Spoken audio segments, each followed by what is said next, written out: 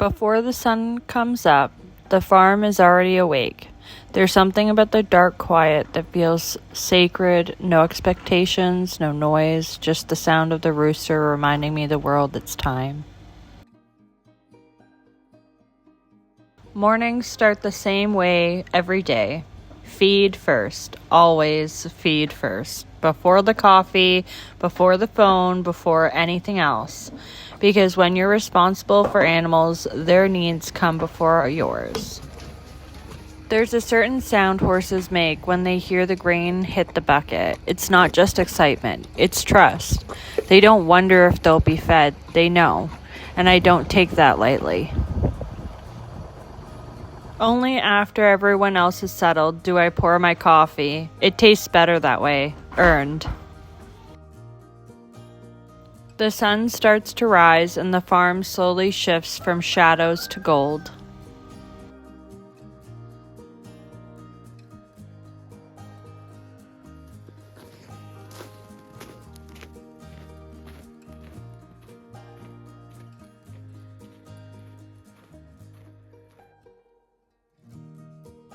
Chickens are next.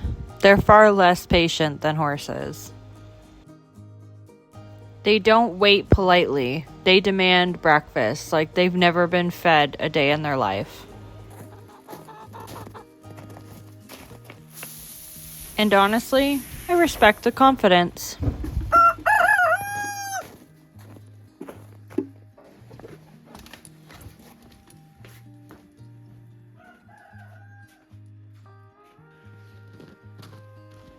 Sometimes, mornings come with a little extra. A scoop of oats, a small thank you for the quiet consistency they give me every day. There's something grounding about watching a horse eat. No rush, no worry about yesterday, no anxiety about tomorrow. Just here, munching away.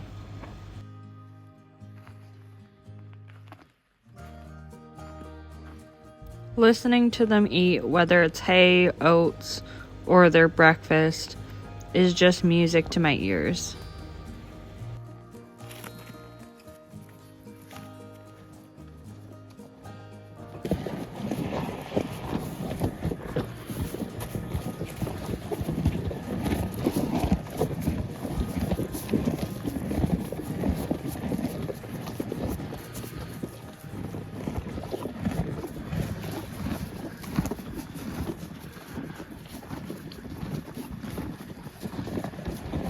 Most days are quite repetitive, maybe even boring, but I almost prefer it that way.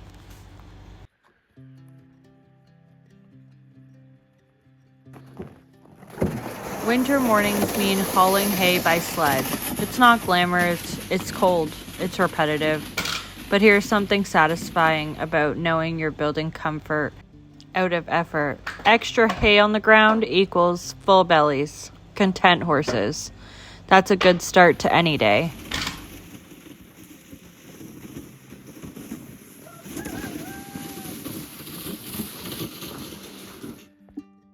I make sure that there's multiple piles of hay all throughout the pasture, far away from each other.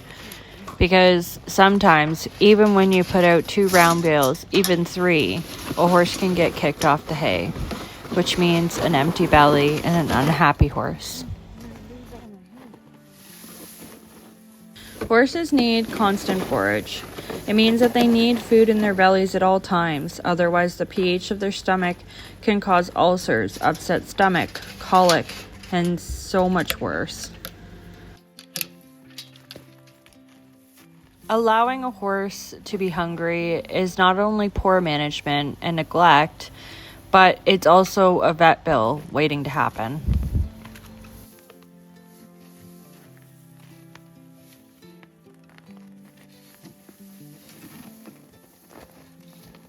As the sun climbs, blankets come off. I run my hands over each back and legs, feeling for heat, swelling, and anything out of place. Any nick or cut, even a spot of blood.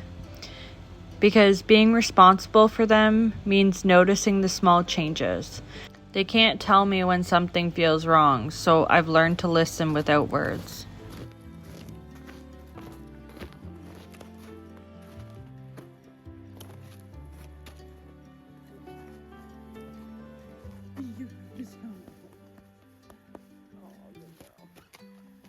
Amora always waits for her moment.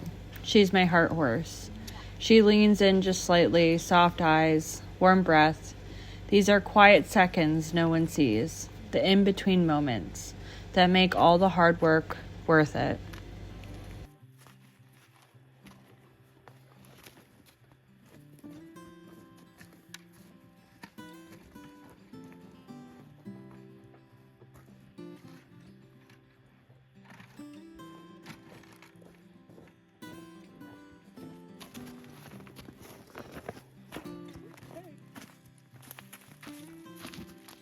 There's nothing in it.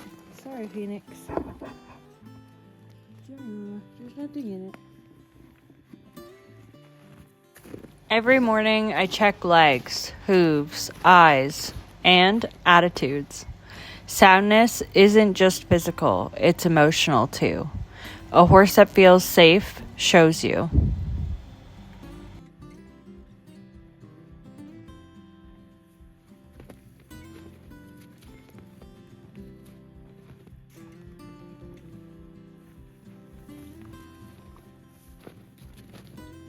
These two always have blankets overnight. We're in that in-between time where they need blankets at night, but they can be naked during the day.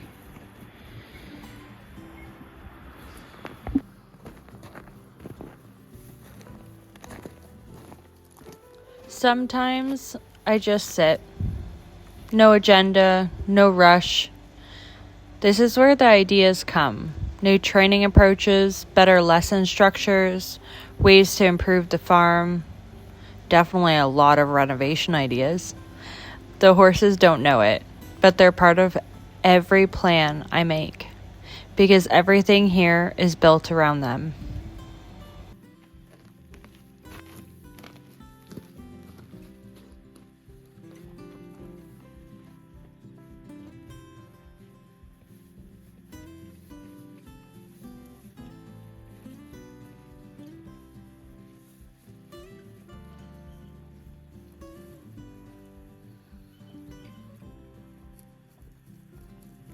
And before anyone says anything, there's hay down there.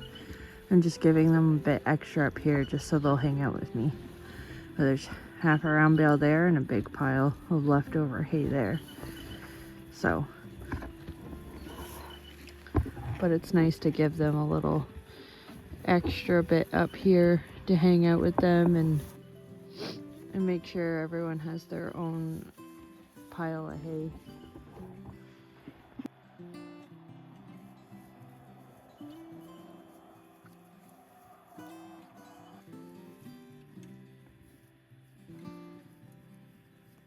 And the sun's just coming up. Then it's time to work.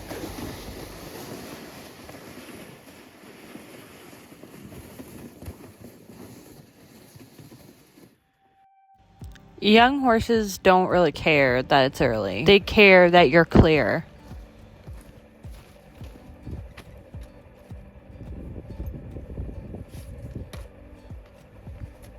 Training doesn't start in the saddle.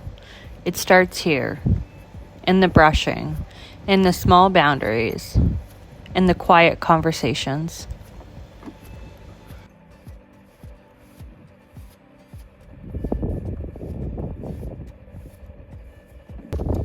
Tack going on is ritual, slow, intentional, every strap checked, every detail considered, because preparation is respect.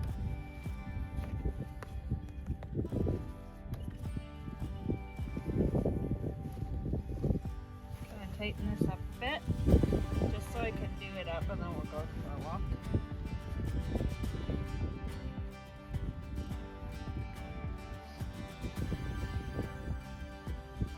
Sound like a plan?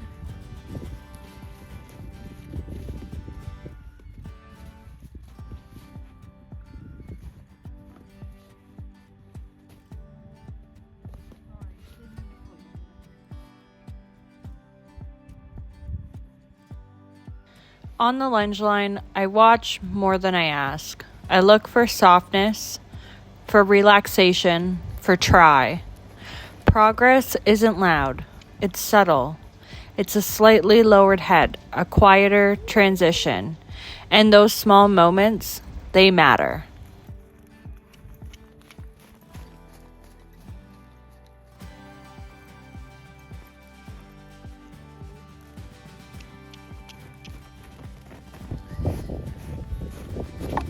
I loosened the cinch, not only to say thank you, not only to say good job, but a sign of respect.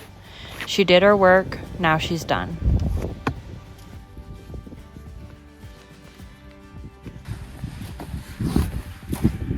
You're such a cool horse, you know that? How could you just stand there all tied, like you're like 10 years old or something in your prime? And yet here you are. You're only 5.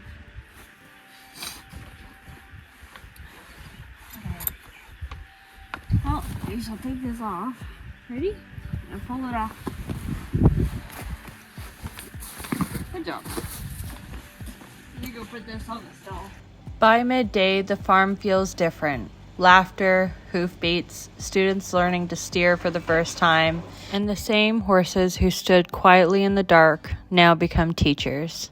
They carry nerves, they forgive mistakes, they build confidence, and they do amazing things over and over again. This is Honey showing one of our lesson students that groundwork can be fun too. And just like that, we circle back to where we started. Feed, hay, peaceful chewing, and the farm exhales.